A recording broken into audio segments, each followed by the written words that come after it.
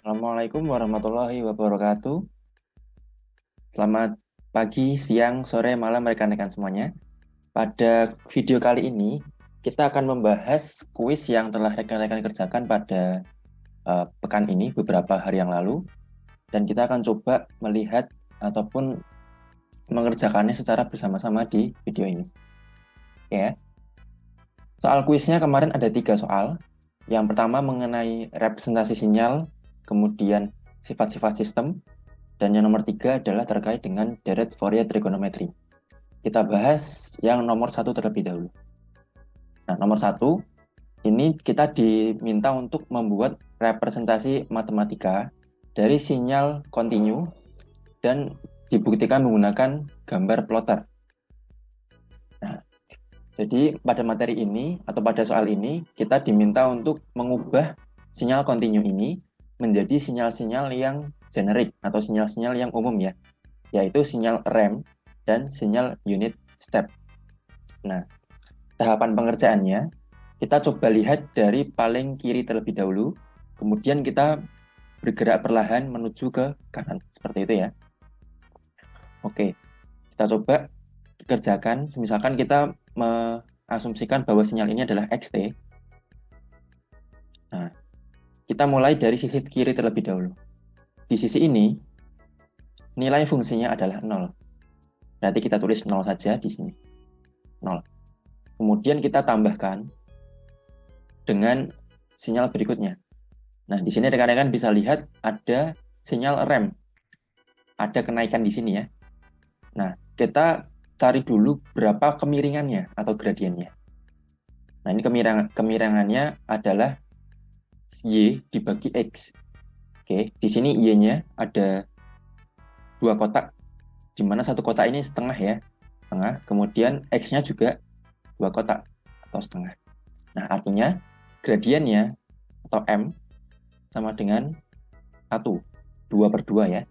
Berarti kita tulis gradiennya, kemudian dikali dengan sinyal rem, dalam kurung T, dikurangi titik awal perubahan sinyalnya.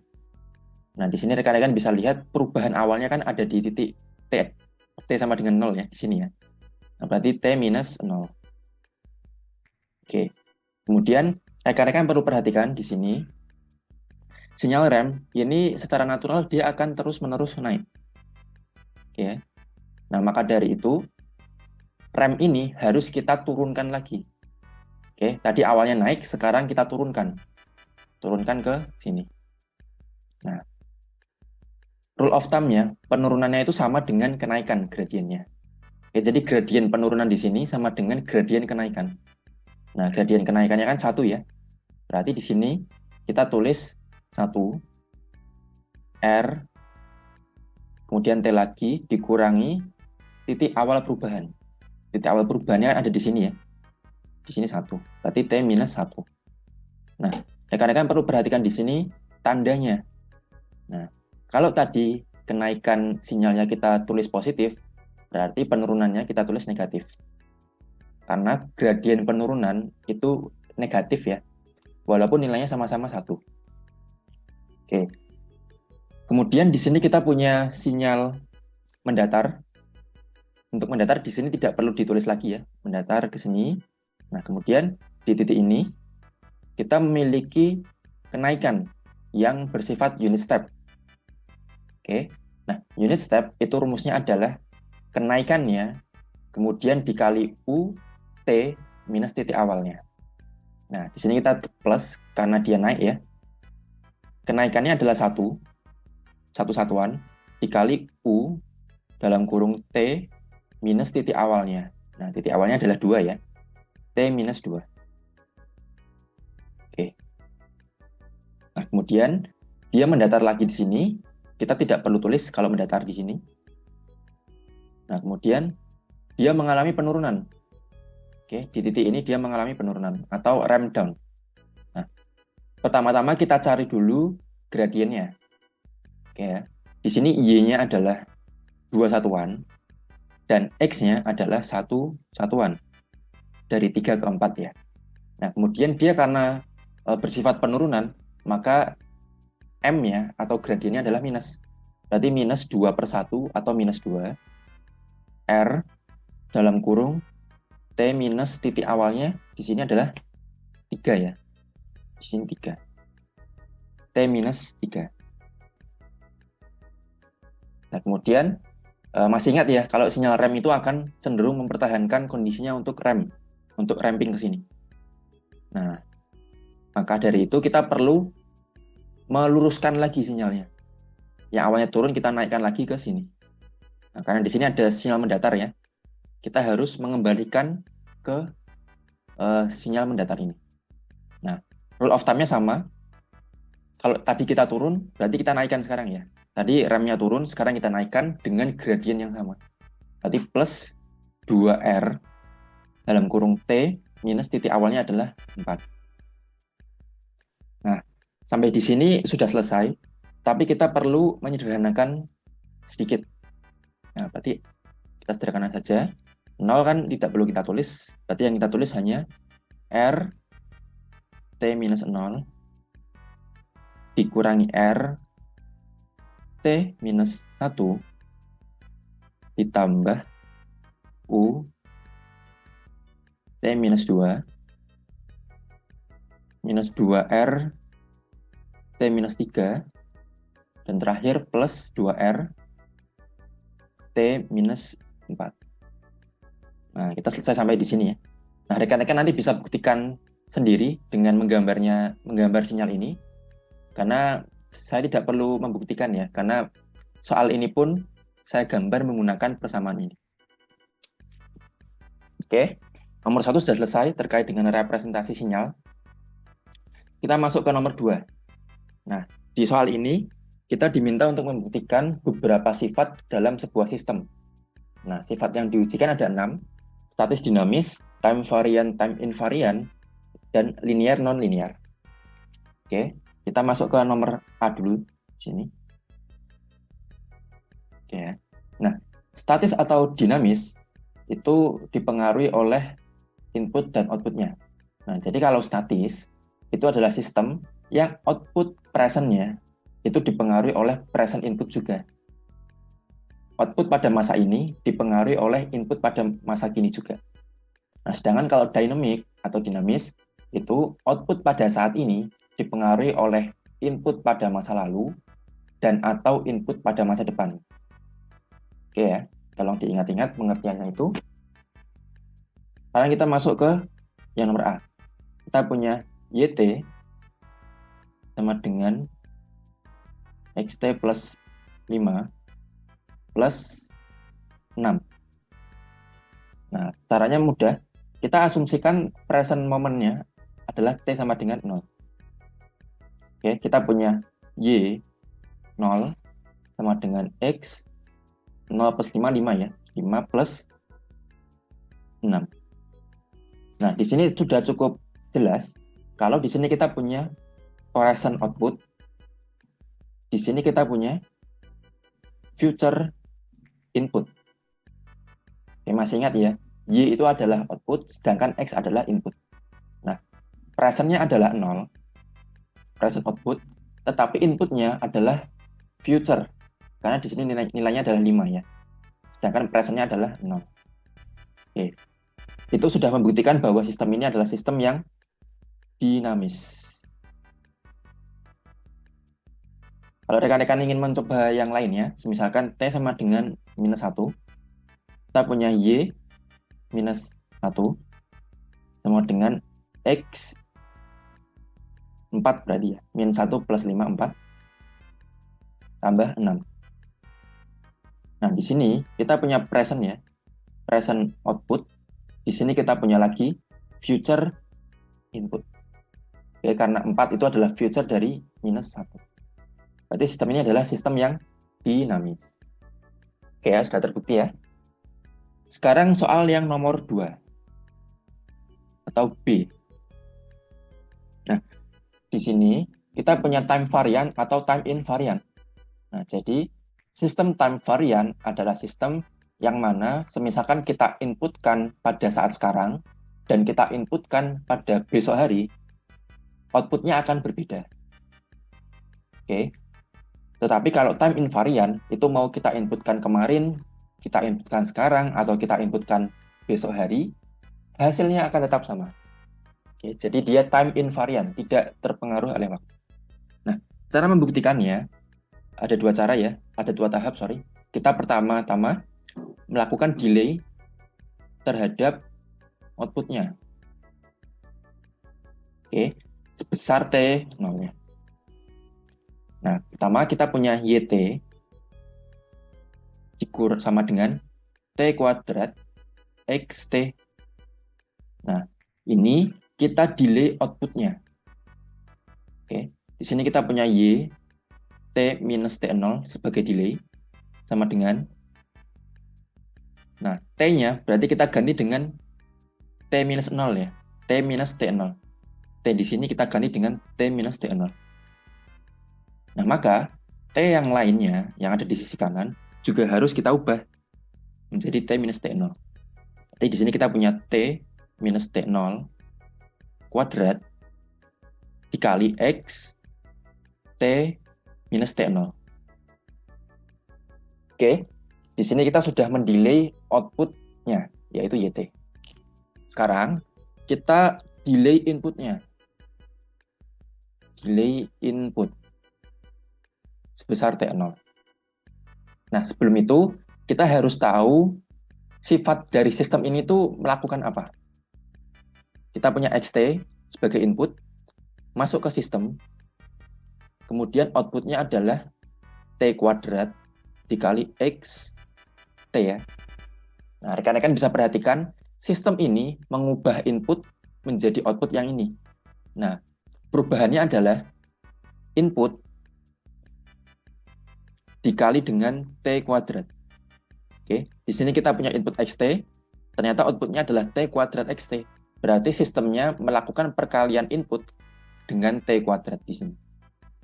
Oke, berarti ciri-ciri sistemnya adalah dia mengalihkan input dengan T kuadrat. Nah, berarti kalau kita punya XT minus T0 masuk ke sistem, nah maka outputnya adalah T kuadrat dikali dengan inputnya. Inputnya adalah T minus T0. Nah, sekarang kita bandingkan antara delay output ini dengan delay input. Nah, di sini rekan-rekan bisa lihat hasilnya berbeda ya. Di sini T minus T0 kuadrat, tetapi yang di bawah itu T kuadrat saja. Nah, apabila delay output dan delay input berbeda, maka dia termasuk time variant. Oke ya, dia dipengaruhi oleh waktu. Jadi, ketika kita delay outputnya dan ketika kita delay inputnya, hasilnya akan berbeda. Oke ya, itu yang nomor B. Sekarang kita masuk ke pembahasan yang soal nomor C. Oke, nomor C. Tadi yang ditanyakan adalah sistem yang linear dan sistem yang non-linear.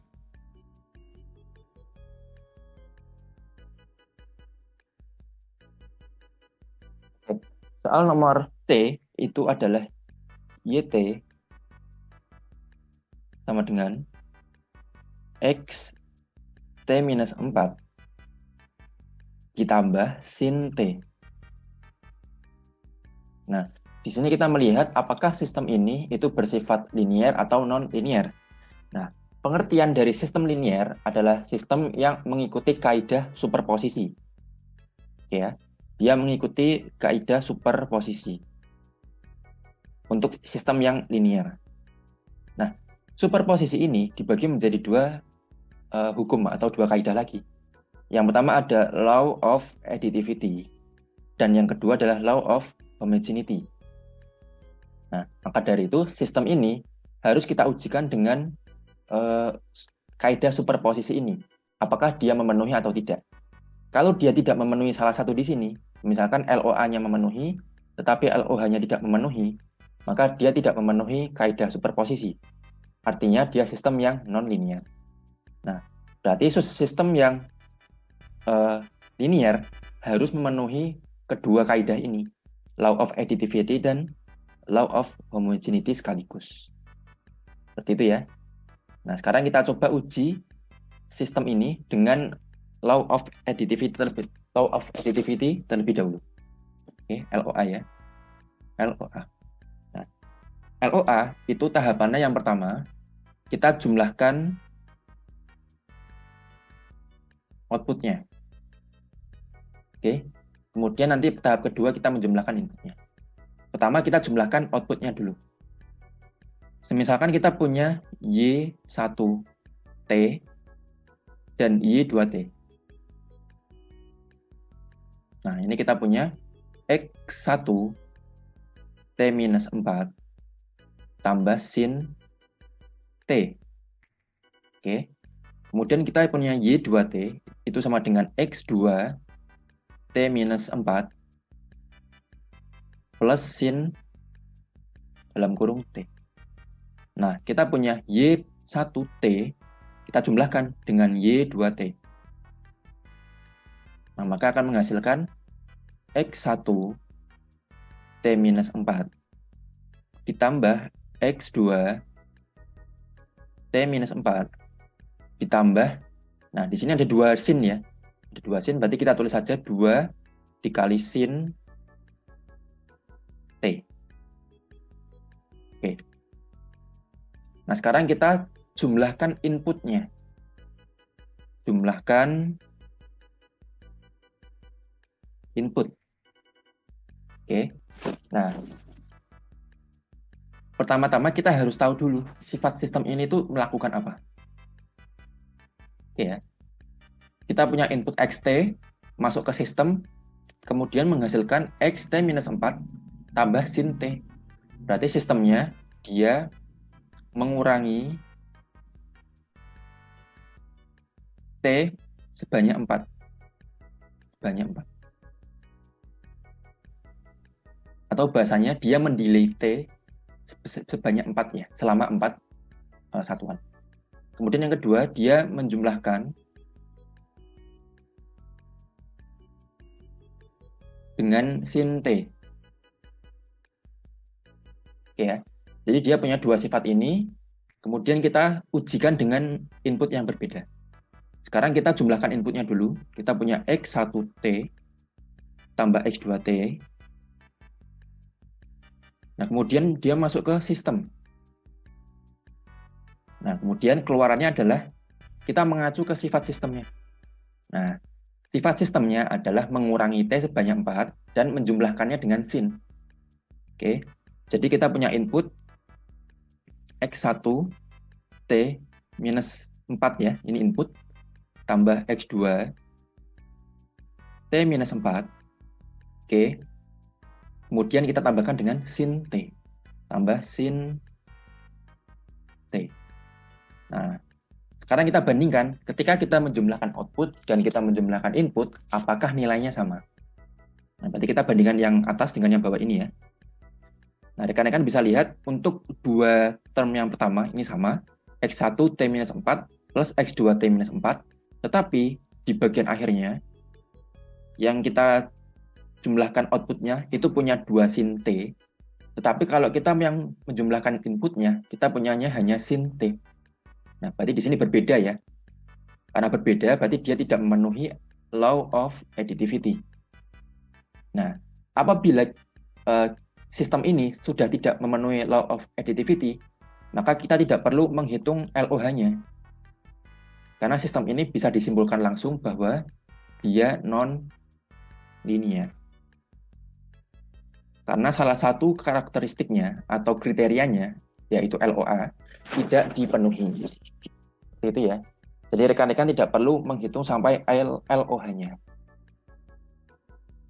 Oke, itu soal yang nomor 2. Sekarang kita masuk ke soal yang nomor 3.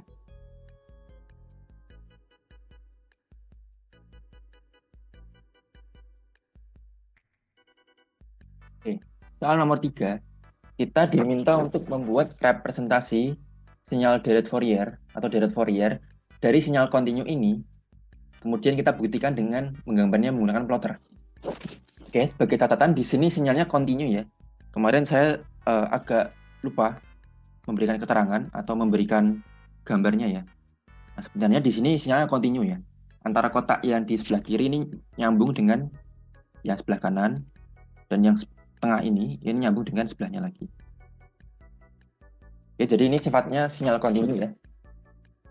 Nah, sekarang kita coba melihat ataupun menyusun deret Fourier-nya dari persamaan ini. Oke, nah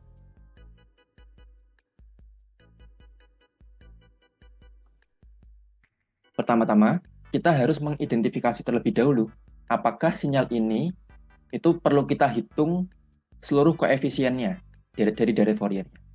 Kita kan punya A0, kemudian AN, dan BN. Nah, apakah semua ini harus kita hitung? Sebenarnya tidak ya. Nah, pertama kita cari tahu dulu apakah dia sifatnya itu simetris terhadap sumbu X dan luasnya saling mengurangi. Nah, di sini kita bisa lihat bahwa sinyalnya itu selalu berada di sumbu negatif. Oke, dia tidak memiliki nilai positif di atas ini. Berarti dia tidak simetris terhadap sumbu X. Nah, kalau tidak simetris dengan sumbu X, maka A0-nya itu harus kita hitung. Jadi A0-nya tidak sama dengan 0. Harus kita hitung. Sinyal ini, apabila dia bersifat ganjil, maka nilainya dari AN akan 0. Oke ya. Nah, sinyal ganjil ini kita lihat dulu, apakah dia termasuk sinyal ganjil atau sinyal genap. Nah, kita lihat terhadap sumbu Y-nya. Nah, rekan-rekan bisa lihat di sini, luas yang ada di sini atau daerah yang ada di sini itu merupakan pencerminan kemudian dibalik. Oke, jadi kotak yang ada di sini itu dicerminkan kemudian dibalik ya. Jadi seperti ini. Nah, kalau sifatnya seperti ini berarti dia termasuk sinyal ganjil. Nah, apabila dia simetris terhadap sumbu Y, dia termasuk sinyal yang genap. Nah, karena dia sifatnya itu sinyal ganjil, maka nilai AN-nya adalah 0. Nah, kemudian BN-nya itu tidak sama dengan 0. Maka dari itu yang perlu kita cari adalah AN-nya dan BN-nya. Oke. Pertama-tama kita cari tahu dulu periodenya atau T0. Nah, T0-nya adalah periode. Di sini kita bisa lihat periodenya adalah dari 0 kemudian sampai 2pi. Ini satu periode ya. Berarti periodenya adalah 2pi dan omega 0-nya adalah 2pi dibagi T0-nya, 2pi. Sama dengan 1. Oke ya. Nah, sekarang kita bisa hitung A0-nya. A0. Nah, A0 ini rumusnya adalah 1/T0. Kita integralkan sepanjang T0, sepanjang periode, si XT-nya, kemudian DT. Nah, ini tinggal kita masukkan saja ya. 1/2pi, kemudian kita integralkan. Nah, di sini kita perlu memilih range integralnya. Oke, kita memerlukan range integral. Di sini kita tentukan bahwa periodenya adalah dari 0 sampai 2pi. Nah, tetapi di sini rekan-rekan bisa lihat ada nilai 0 di sini. Ini nilainya 0 ya. Nah, kalau ada nilai 0, kita tidak perlu melakukan integral. Karena nanti hasilnya akan 0 juga. Nah, maka dari itu, yang kita integralkan adalah yang bagian ini saja. Nah, ini punya nilai -1 ya. -1. Nah, maka dari itu, kita mengintegralkannya dari 0 sampai pi saja. Dari 0 sampai pi, kita integralkan -1 dt. Ya. Nah, kemudian minusnya ini kita keluarkan menjadi -setengah pi. Oke. -1/2pi. Kemudian 1 itu kita integralkan menjadi T ya. Berarti kita punya T di sini. Kemudian batas atasnya adalah pi, batas bawahnya adalah 0. Nah, sekarang tinggal kita masukkan saja nilai pi dan 0-nya ke dalam T. Kita punya -1/2pi dalam kurung, Pi kita masukkan ke sini, berarti kita punya Pi dikurangi 0 kita masukkan ke sini. Jadi minus 0. Maka dari itu kita punya minus setengah minus 1/2 Pi dikali Pi. Nah, artinya A0-nya adalah minus setengah. Ini kita coret ya berarti ya. Oke, kita sudah dapat A0-nya. Sekarang kita cari Bn-nya. Nah, Bn itu rumusnya adalah 2/T0 integral sepanjang T0 xt dikali sin n omega 0 t dt. Oke. Sekarang kita sederhanakan dulu persamaannya. Kita punya 2/T0-nya adalah 2pi ya. Nah, kemudian integral range-nya kita menggunakan range yang sama dengan perhitungan sebelumnya, yaitu dari 0 sampai pi saja. Kemudian xt-nya adalah minus 1 dikali sin dikali n. Nah, omega 0-nya kan tadi sudah kita hitung ya, bernilai 1. Berarti tinggal kita abaikan saja n t dt. Oke ya. Nah, kemudian kita ubah menjadi seperti ini. Minusnya kita keluarkan, jadi minus 2/2pi sama dengan 1/pi ya berarti ya. 1/pi. Nah, kemudian sin nt kita integralkan, itu akan menjadi 1/n kita minuskan dikali dengan cos nt. Oke ya. Jadi sin nt kita integralkan akan menjadi minus 1/n cos nt. Kemudian batas atasnya adalah adalah pi, dan batas bawahnya adalah 0. Nah, sekarang kita masukkan satu persatu nilainya. Kita punya minus 1/pi di depan, kemudian dalam kurung, nah, pi ini kita masukkan ke t. Oke. Kita punya 1/n, kemudian kali cos np. Oke. Kemudian minus 0-nya kita masukkan ke sini. Cos 0 itu nilainya 1 ya. Berarti kita punya minus, dalam kurung lagi, minus 1/n dikali cos n dikali 0. Ya. Nah, di sini kita punya minus 1/pi, kemudian ininya sama ya, minus 1/n cos np ditambah, ini minus ketemu minus berarti tambah ya, tambah 1/n dikali cos 0. Cos 0 itu nilainya selalu 1. Oke ya, berarti tinggal kita tulis 1/n saja. Nah, 1/n di sini kan sama ya, di sini ada 1/n, di sini ada 1/n. Nah, ini kita bisa keluarkan rekan-rekan. Nah, kita keluarkan minus 1/n. Berarti kita punya di sini minus 1/pi dikali minus 1/n dalam kurung. Berarti di sini tinggal cos np saja ya. Cos np. Kemudian di sini angkanya minus. Minus 1. Oke, kita cek ya. Minus 1/n dikali cos np sama dengan ini. Minus 1/n kali cos np. Kemudian minus 1/n kita kalikan dengan minus 1, hasilnya akan sama seperti ini. Plus 1/n. Oke ya. Nah, hasil akhirnya kita memperoleh 1/np dikali cos np minus 1.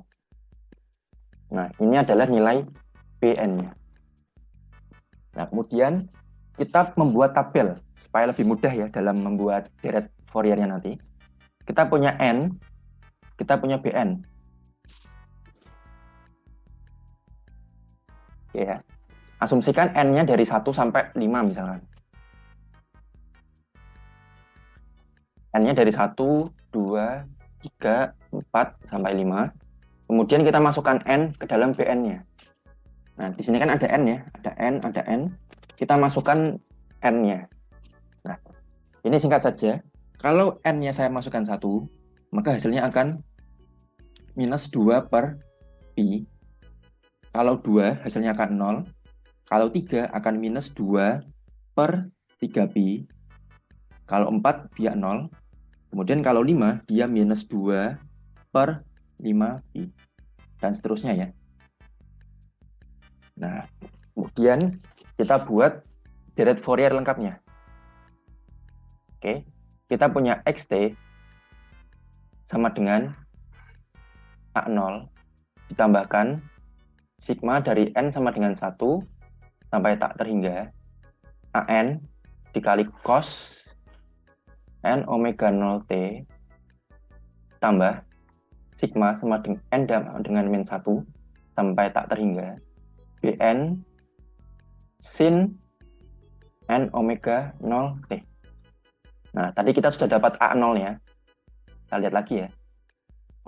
A0-nya adalah minus setengah di sini. Ya, minus setengah. Kita tulis minus setengah. Kemudian kita jumlahkan dengan AN-nya. AN-nya kan 0 ya tadi ya. Berarti kita skip saja. Kita masuk ke BN. Kita punya sigma N sama dengan 1 tak terhingga.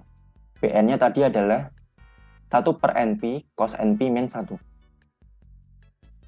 1 per NP kali cos NP minus 1. Kemudian kita kalikan dengan sin N omega 0 T. Nah, omeganya tadi nilainya 1 ya. Berarti kita hapus saja jadi sin N T. Nah, sekarang kita jabarkan. Ini persamaan resminya ya, yang ini. Nah, sekarang kita jabarkan menjadi persamaan yang bisa kita gambar. Jadi kita punya xt sama dengan minus setengah. Kemudian kita tambahkan ketika bn-nya sama dengan 1, yang ini. Berarti minus 2 per pi, kemudian kita kalikan dengan sin nt. Sin n-nya kan 1 ya, berarti sin t saja. Kemudian 0 tidak perlu kita tulis.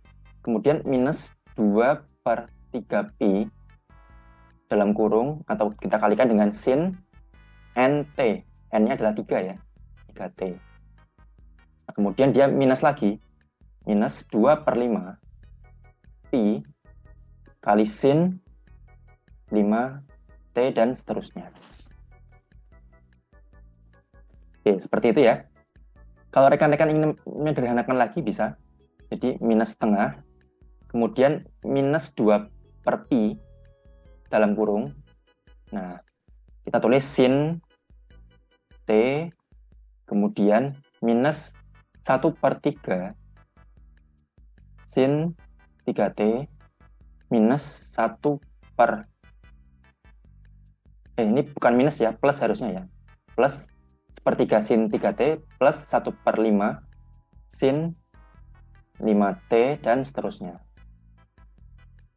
Nah, dari persamaan ini kita bisa membuat representasi grafiknya menggunakan plotter. Oke, kita tunjukkan ya.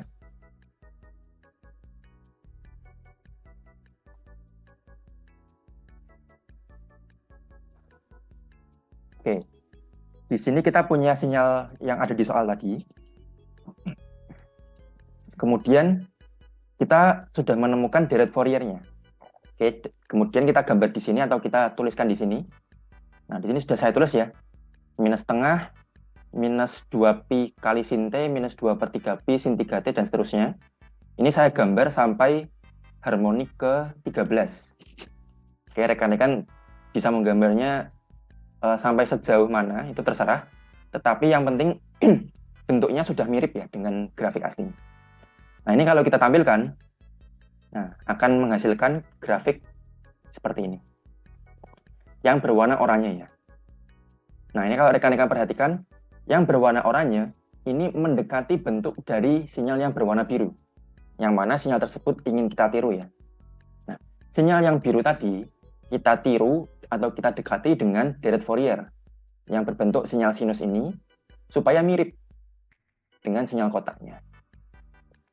Oke, jadi itu adalah tujuan dari kita membuat deret Fourier, yaitu kita ingin merepresentasikan sinyal-sinyal kotak atau sinyal-sinyal digital atau sinyal-sinyal apapun menggunakan sinyal sinus ataupun sinyal kosinus yang mana dia tersusun dari beberapa harmonik.